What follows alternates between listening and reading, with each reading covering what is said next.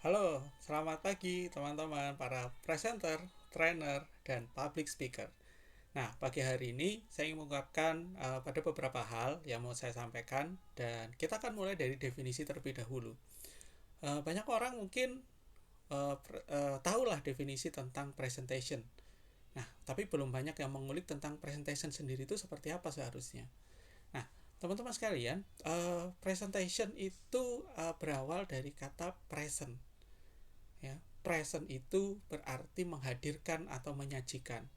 Nah, ini ada suatu hal yang biasa dan teman-teman pasti tahu apa yang disajikan, data, fakta, dan lain sebagainya. Anda bisa cari itu di Google.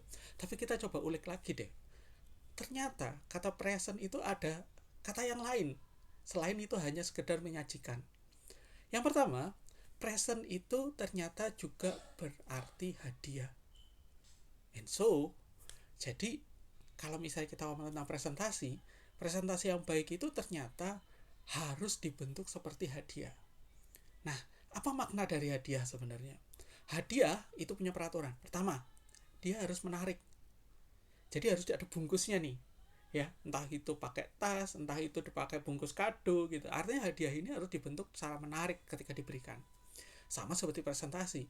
Presentasi juga harus dibentuk secara menarik ketika itu disajikan kepada audiens. Ya, jadi tampilannya harus bagus, kemudian harus jelas urutan-urutannya, kemudian ada gimmick-gimmicknya yang teman-teman mau kasih dan lain sebagainya. Yang kedua, presentation sebagai hadiah adalah hadiah itu sifatnya disesuaikan dengan kebutuhan dari penerima hadiah. Contoh nih, kalau misalnya kita punya teman gitu ya, kita punya teman, kemudian teman kita tuh brewokan, misalnya teman kita brewokan. Nah, hadiah apa yang paling cocok untuk teman kita brewokan? Misalnya, oh, hadiahnya pencukur rambut misalnya untuk pencukur brewok. Nah, kalau misalnya punya teman kita gundul, kemudian kita kasih hair dryer, wah itu kan namanya bukan hadiah gitu ya. Nah, artinya hadiah itu harus menyesuaikan dengan audiens, dengan mau kepada siapa kita memberikan. Sama seperti presentasi. Presentasi juga harus menyesuaikan dengan audiensnya. Kita mau kasih ke audiens siapa nih? Materinya mungkin sama, tapi pembawaannya, contoh-contohnya itu harus disesuaikan. Apakah kita mau ngomong sama guru, ya, atau presentation skill untuk petani, atau presentation skill untuk anak sekolah, atau misalnya presentation skill untuk karyawan dan sebagainya. Itu akan membuat sebuah hal yang berbeda-beda nanti hasilnya, ya, untuk presentasinya sendiri. Nah, kemudian makna dari hadiah lagi adalah hadiah ini harus memiliki insight yang deep, makna yang dalam bagi penerimanya. Jadi tidak mudah untuk dilupakan. Nah, presentasi juga harus gitu, punya insight yang deep, gitu ya. Nah, itu menariknya, presentasi harus seperti hadiah. Kemudian ternyata ada kedua nih, kata dari present. Present sendiri selain itu menyajikan, itu juga present itu saat ini. Saat ini itu artinya sekarang, update. Nah, jadi presentasi yang baik itu ternyata harus update. Saya punya teman, dia itu kalau misalnya mau presentasi, dia mau bikin presentasi, bikin training, dia akan update dulu contoh-contohnya, diupdate, isu-isu yang sekarang lagi booming diupdate, materinya kemudian diupdate. Jadi mereka harus update gitu. Nah, terkadang ini kendalanya teman-teman sekalian untuk para trainer yang saya juga pernah ngalami di mana materinya selama berapa tahun ya itu aja gitu. Pertanyaan saya, apa nggak bosen gitu.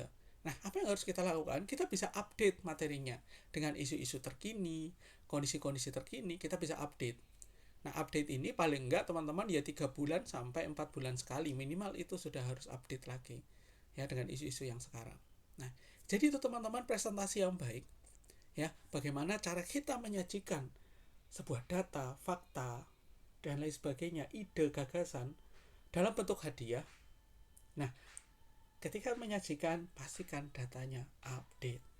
Nah, itu inti dari presentasi.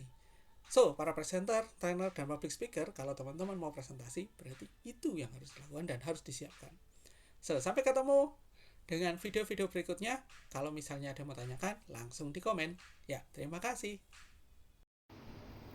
Halo teman-teman, selamat pagi. Nah ini ada pertanyaan menarik nih. Dari Pak Dila. Pak, saya kalau presentasi sering gugup pas lihat beberapa orang, ada yang perhatiin saya, misal ada yang gak perhatiin saya, misal ada yang chatting, terima telepon atau ngobrol, gimana ngatasinnya ya Pak? Nah, baik, ini pertanyaan yang menarik dan sering banget terjadi di presenter-presenter gitu ya. Nah, ketika presentasi ada kejadian seperti ini, kemungkinannya ada 3 nih teman-teman.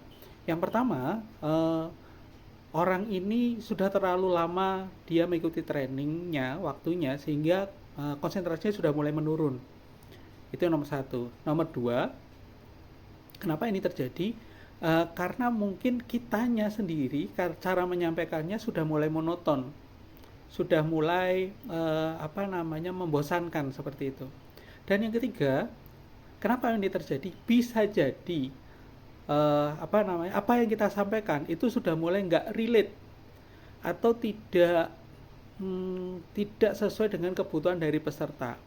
Nah, ini juga agak sulit ya, karena kadang-kadang kita tidak bisa mengukur satu orang dengan orang yang lain, tapi ini menjadi sebuah kode atau pertanda bahwa kita harus melakukan sesuatu.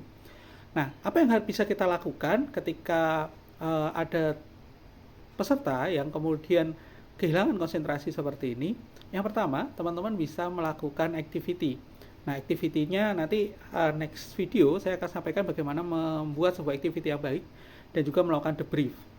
Nah, yang pertama adalah teman-teman buat activity yang sesuai dengan materi yang sedang berlangsung, atau misalnya activity hanya untuk membangkitkan tenaga lagi, energizer namanya. Yang kedua, teman-teman bisa memberikan sebuah pertanyaan kepada audiens ya, untuk meriksa atau ngecek tingkat konsentrasi mereka. Jadi misalnya udah mulai ada kehilangan konsentrasi teman-teman. Oke, baik teman-teman. Pak, ini yang di pojok di ujung, Pak saya mau nanya, tadi paham nggak dengan penyampaian saya yang seperti ini? Menurut Bapak gimana sih? Kira-kira ada kejadian apa di tempat Bapak? Jadi seperti itu bisa dilakukan. Kemudian atau kita juga bisa mulai menggali dari audiens gitu. Nah, seperti itu. Jadi menggali itu fungsinya adalah supaya materi kita tetap relate dengan apa yang dibutuhkan sama audiens. Jadi jangan terkungkung atau terjebak dengan materi kita paling benar. Kita juga harus mengetahui kebutuhannya audiens itu seperti apa. Nah, jadi kira-kira seperti itu ya, Pak Dila, untuk supaya presentasi kita tetap diperhatikan oleh audiens atau peserta kita. Ada pertanyaan? Langsung komen di bawah. Terima kasih, selamat siang. Ciao. Halo, selamat pagi para presenter, public speaker, dan juga trainer. Ketika kita naik ke atas panggung tanpa persiapan, maka kita akan turun panggung tanpa kehormatan. Ini merupakan hal yang saya pegang teguh ketika saya menjadi seorang trainer. Kenapa? Karena ketika kita menjadi seorang trainer, kita harus benar-benar tahu dan siap apa yang akan kita sampaikan. Teman-teman sekalian, banyak trainer ataupun training public speaking gitu ya, mereka bilangnya bahwa kalau mau presentasi atau mau training, udah naik-naik aja dulu. Nanti kalau misalnya nggak bisa, di atas ada salah apa-apa, nanti kita perbaiki gitu. Saya agak kurang setuju ya. Kenapa? Karena menurut saya, ketika kita naik ke atas panggung, itu kita punya dua hal. Yang pertama, kita harus punya tekad. Yang kedua, harus punya nekat. Apa itu tekad? Tekad itu adalah keinginan yang sungguh-sungguh gitu. Nah, di dalam keinginan yang sungguh-sungguh ini nggak cuma kita modal ingin aja, tapi kita harus mempersiapkan segala sesuatunya supaya ketika di atas panggung, teman-teman bisa memperkecil kesalahan. Jadi apa yang perlu disiapkan? Banyak banget. Ya, mulai dari kita harus cek dulu materinya, udah selesai belum? Udah oke belum? Kemudian Anda juga harus training lagi materinya, cara menyampaikannya gimana, harus role play. Kemudian ada juga kita harus siap venue-nya, tempatnya, lokasi. Peralatannya juga harus siap. Kemudian alat-alat buat training juga harus siap. Jadi banyak sekali yang harus kita persiapkan. Dan kita akan bahas lain waktu. Jadi ketika kita naik ke atas panggung, kita harus punya tekad yang kuat. Tekad ini nggak cuma kita asal berani aja, tapi juga kita harus mempersiapkan. Jangan sampai di atas panggung ada hal yang kurang, dan itu akan menurunkan kredibilitas kita sebagai seorang presenter ataupun trainer. Apalagi kalau teman-teman trainingnya dibayar ya. Kalau misalnya, ya pasti dibayar lah ya.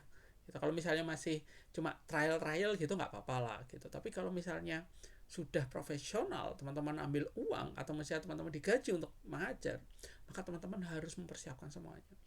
Yang kedua, teman-teman harus nekat. Nekat ini bukan berarti berani salah, berani benar juga gitu loh. Artinya apa? Artinya teman-teman harus menapaki keinginan untuk maju, untuk lebih baik. Karena kita nggak akan pernah tahu masa depan kita seperti apa. Sedikit cerita ya teman-teman sekalian, saya punya teman di daerah Ponorogo. Di awal, dia diminta sama pimpinannya untuk MC, menjadi seorang MC di tempat dia kerja. Awalnya dia nggak pede, hafal segala macam. Akhirnya apa? Dia berani maju. Kemudian dia MC sana, MC perusahaannya dia. Apa yang terjadi? Lama-lama dia terlatih jadi MC. Nah, sekarang dia menjadi salah satu MC terbaik di Ponorogo dan laku minta ampun. Setiap hari pasti ada jadwal manggungnya dia gitu. Artinya apa? Kita harus berani nekat. Nekat itu nggak cuma berani salah, tapi berani benar juga gitu. Kalau benar, kita harus siap nanggung bahwa kedepannya kita akan berada di lingkungan ini gitu.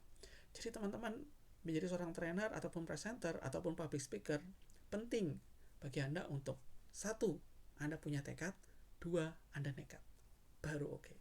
Jadi itu ya teman-teman. Kalau ada yang mau tanyakan, silakan masuk di komen.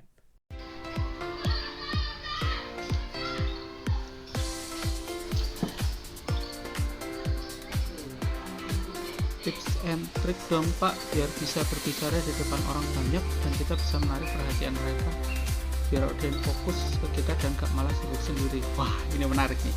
Minum dulu ya. Nah, teman-teman,